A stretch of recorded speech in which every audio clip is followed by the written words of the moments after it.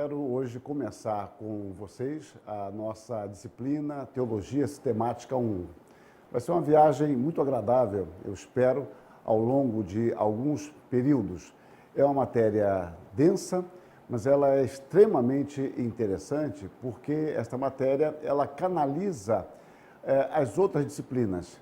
Por exemplo, vamos pensar num grande rio para onde correm os pequenos rios, os afluentes, que vão para lá, ou que seriam os convergentes.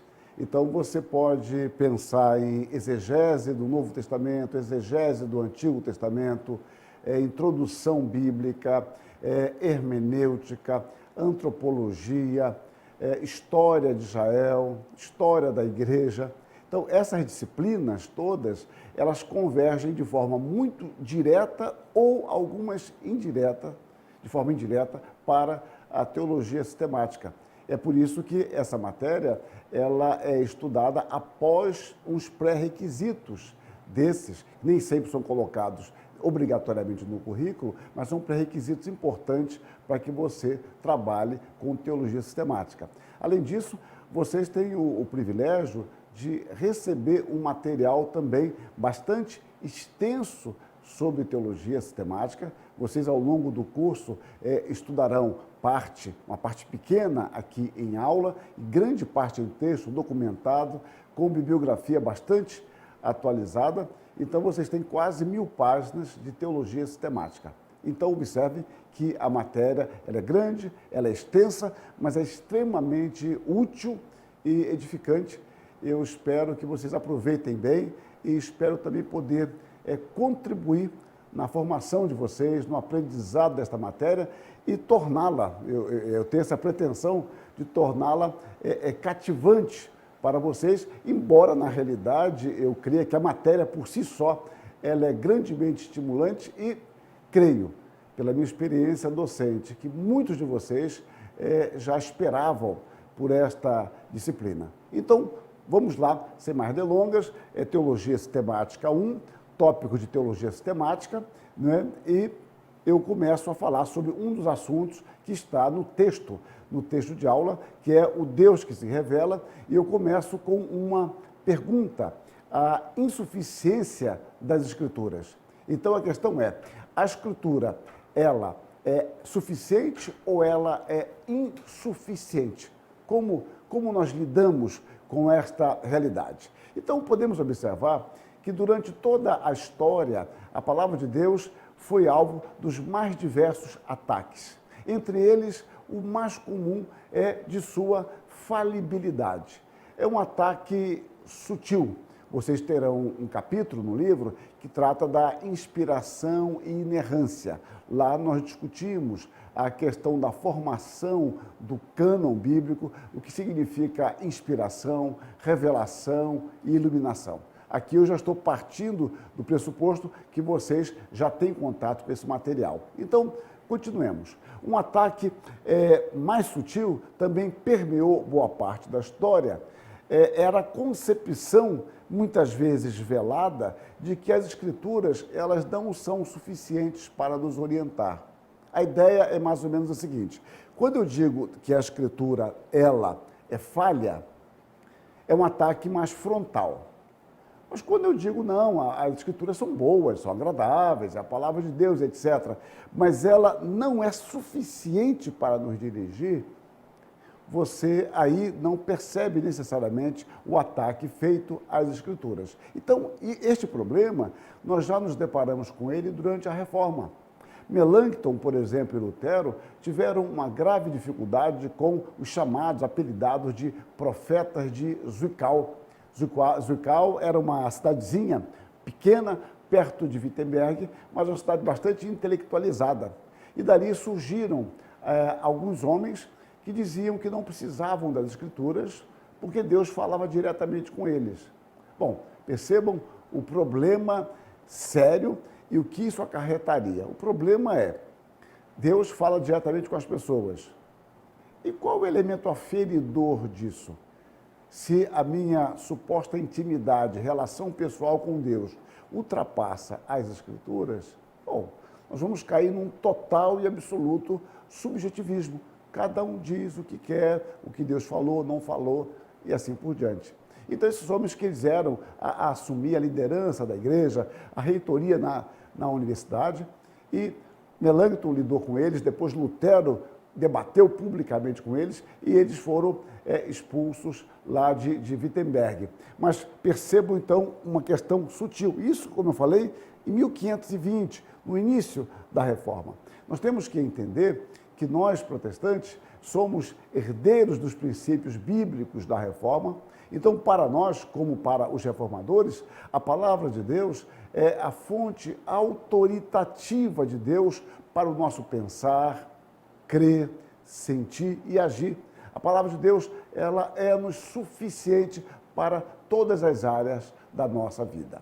Mas surge aí uma questão para, especialmente, os evangélicos e para os católicos apenas com uma visão mais crítica em relação à posição nossa. Seria a seguinte: a Escritura se opõe à tradição, ou a tradição e a Escritura?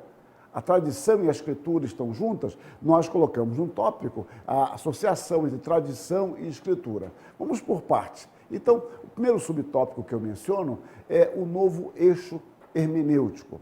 Na Reforma, deu-se uma mudança de quadro de referência.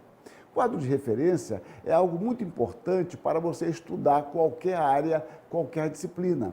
Quadro de referência significa o seguinte: os princípios que você adota como pressuposição para analisar a verdade. Vocês vão estudar mais isso quando trabalharem com o tema cosmovisão.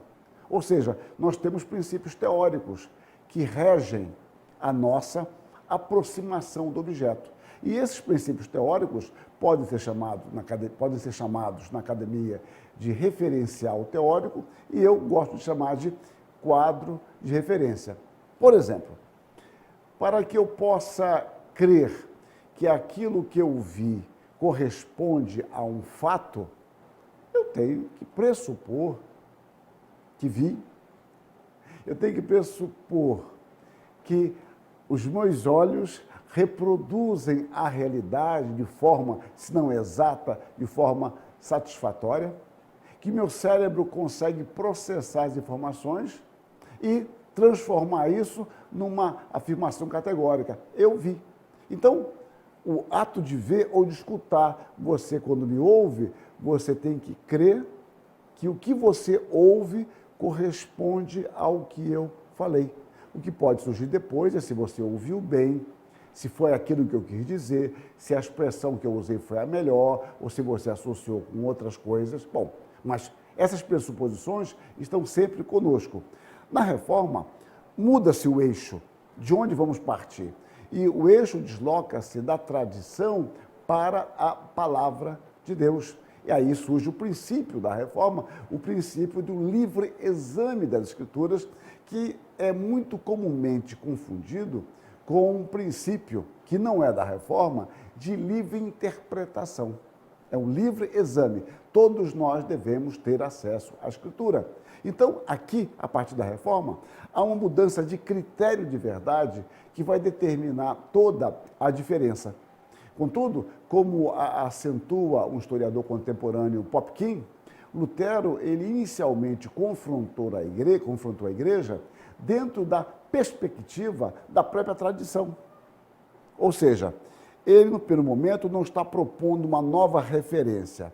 Ele vai analisar o que estava acontecendo na igreja à luz da própria tradição da igreja, do que a igreja cria.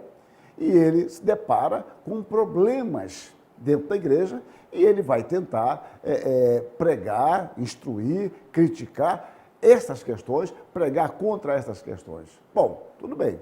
O Popkin destaca um ponto que eu acho crucial. Até aqui, Lutero fazia mais ou menos o que outros pré-reformadores tentaram fazer, é claro, chamados de pré-reformadores, posteriormente.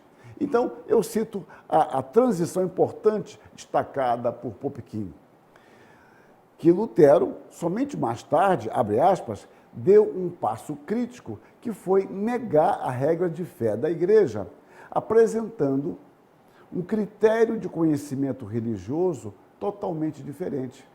Foi neste período que ele deixou de ser apenas mais um reformador, atacando os abusos e a corrupção de uma burocracia decadente, para tornar-se o líder de uma revolta intelectual que viria abalar os próprios fundamentos da civilização ocidental. Essa percepção do Popescu me parece muito interessante, porque enquanto ele olhava a igreja à luz da tradição, ele tentava ver a fidelidade da igreja às suas tradições. E era um tipo de perspectiva bastante limitada.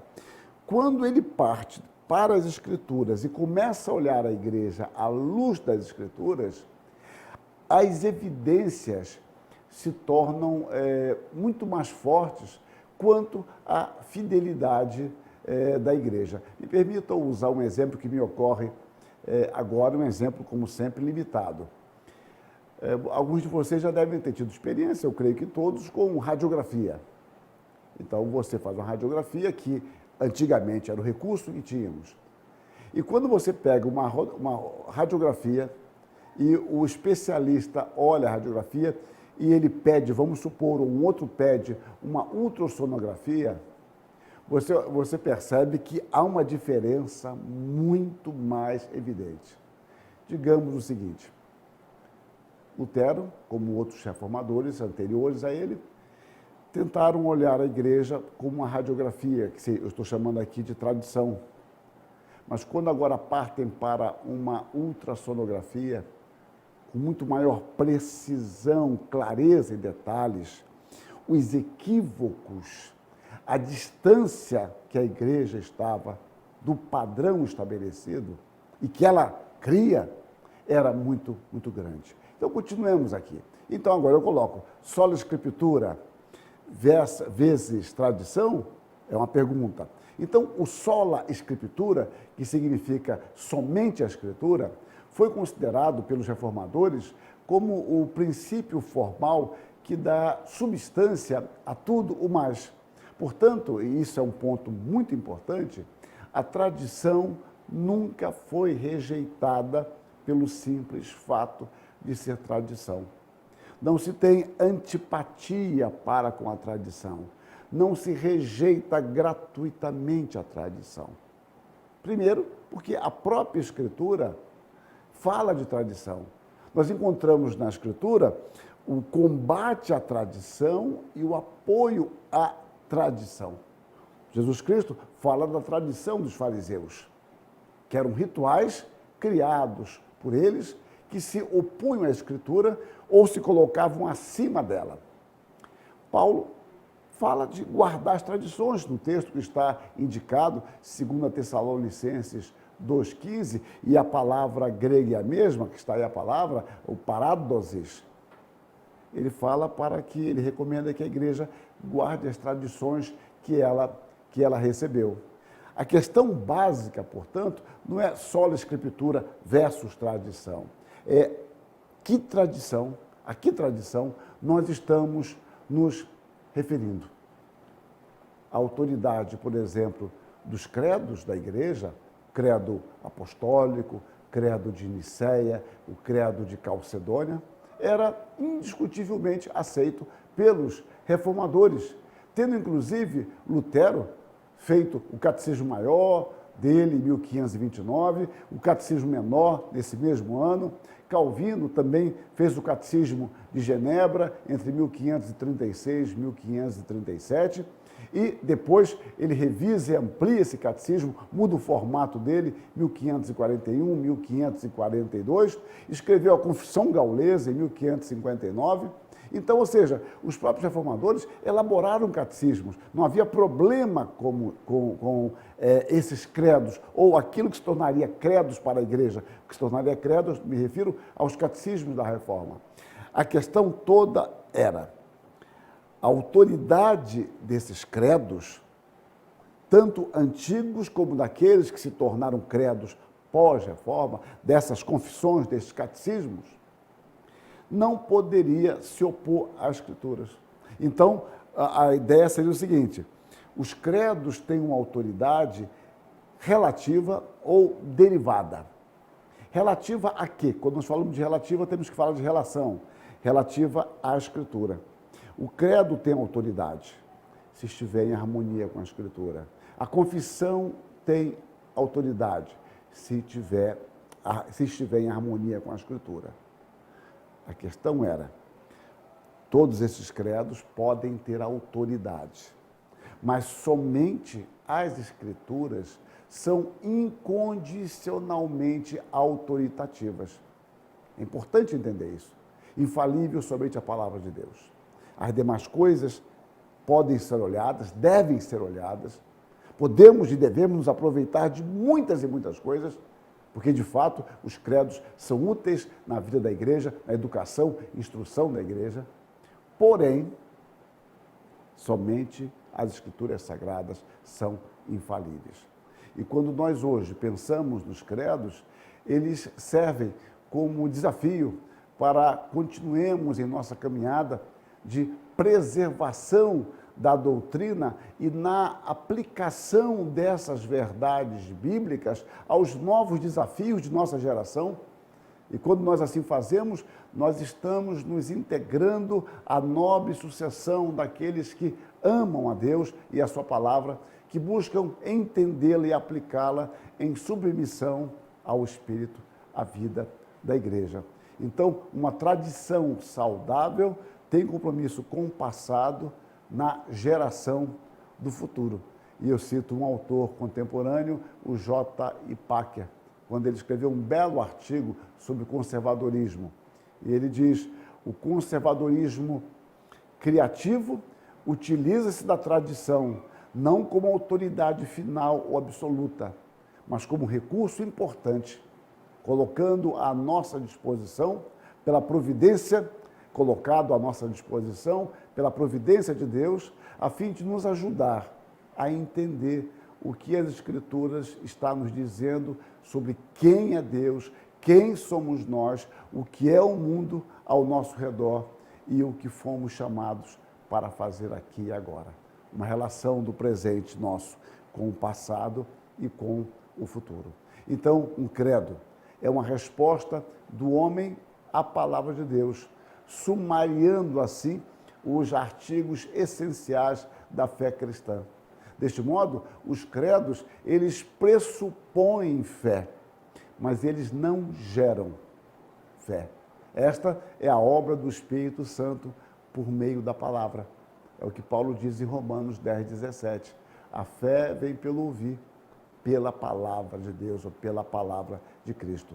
Os credos baseiam-se na palavra, porém, eles não são a palavra, nem jamais foram cogitados, jamais foi cogitado pelos seus autores rivalizarem com a palavra. E por isso eles não podem substituir a palavra de Deus. Somente ela, somente a palavra, gera vida pelo poder de Deus.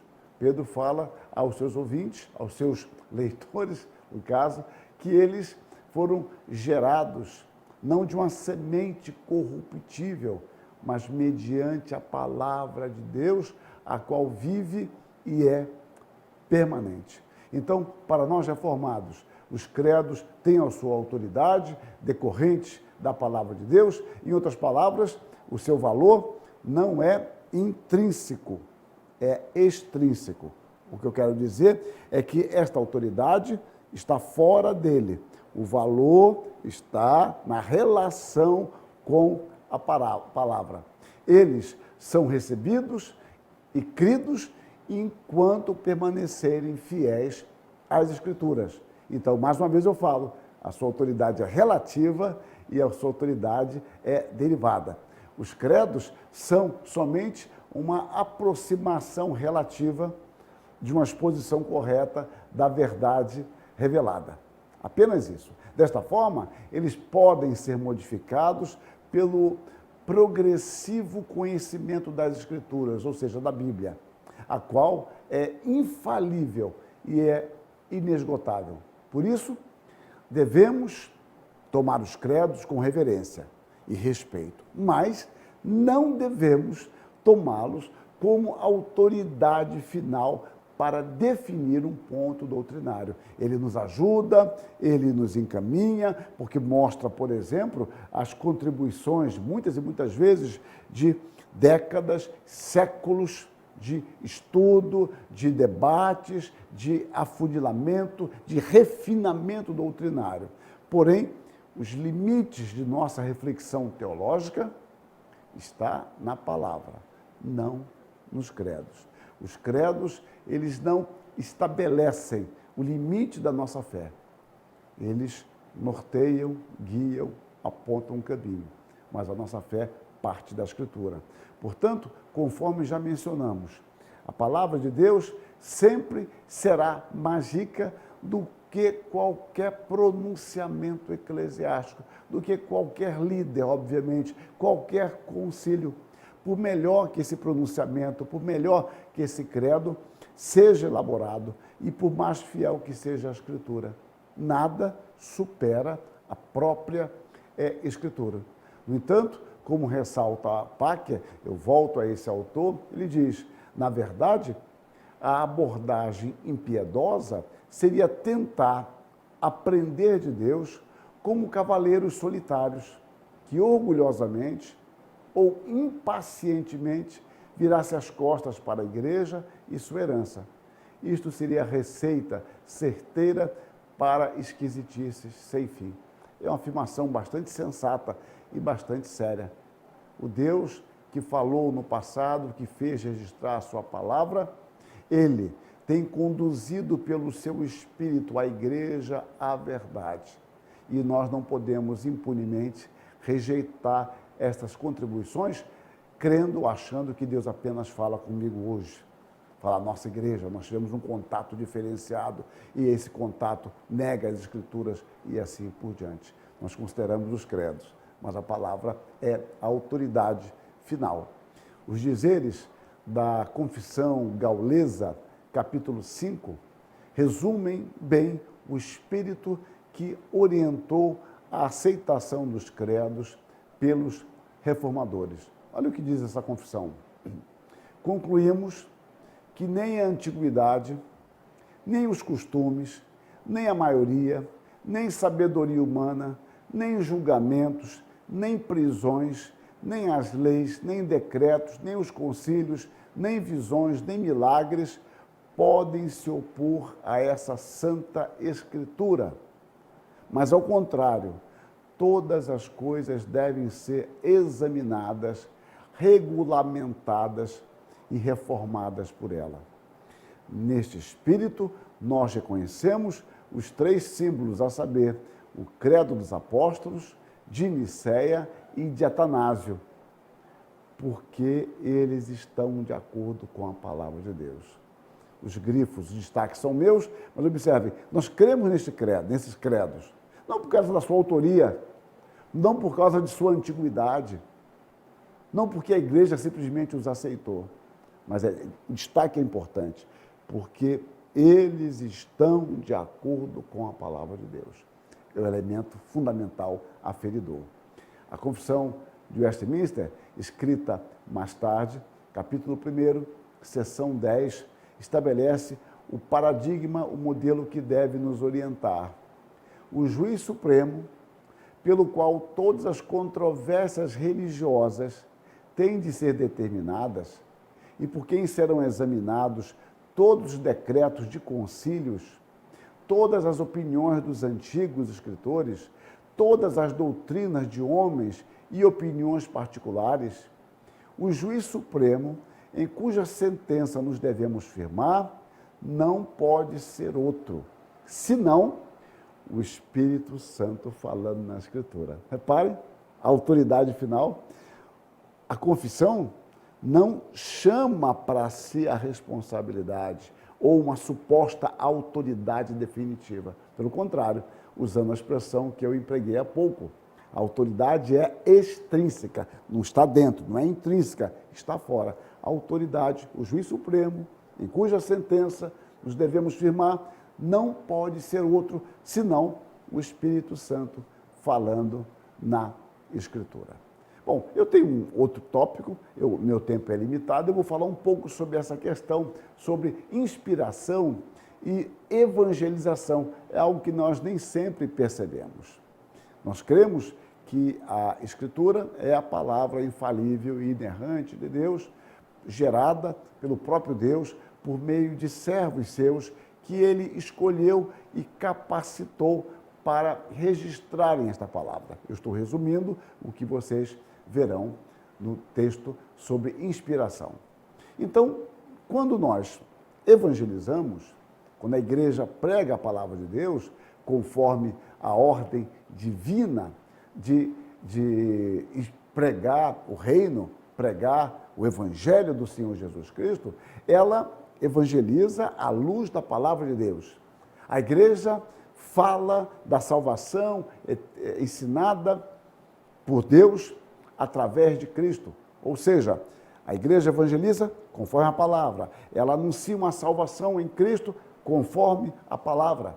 Ela proclama as perfeições de Deus conforme as Escrituras. Bom, o que eu estou querendo dizer, de início, é que a igreja se orienta, se pauta, se guia pela Escritura Sagrada. Ora, se a igreja não tem certeza da fidedignidade que ensina, como então poderá testemunhar de forma honesta? Ou seja, o nosso ato é conforme a Escritura. Mas se eu não tenho confiança na autoridade da Escritura, como eu vou poder fazer com integridade aquilo que a Escritura manda, se eu não creio naquilo? Percebam o problema? Então eu digo aqui, uma igreja que não aceite a inspiração e inerrância das Escrituras não poderá ser uma igreja missionária. Como poderemos pregar o Evangelho se não estivermos confiantes no sentido exato do que está sendo dito? Como evangelizar se nós mesmos não temos certeza se o que falamos procede da palavra de Deus ou está embasado numa falácia? No entanto, nós encontramos a convicção de Paulo, o grande missionário, de que a palavra de Deus é fiel. Fiel é a palavra e digna de inteira aceitação. Ele fala e repete, digna a palavra, de inteira aceitação, porque ela é fiel. Por isso, ele a ensinava com autoridade. Então, nós podemos observar que a grandiosidade da pregação consiste, basicamente, não nos recursos de retórica, os quais certamente devem ser buscados, devemos aperfeiçoar a nossa forma de ensinar.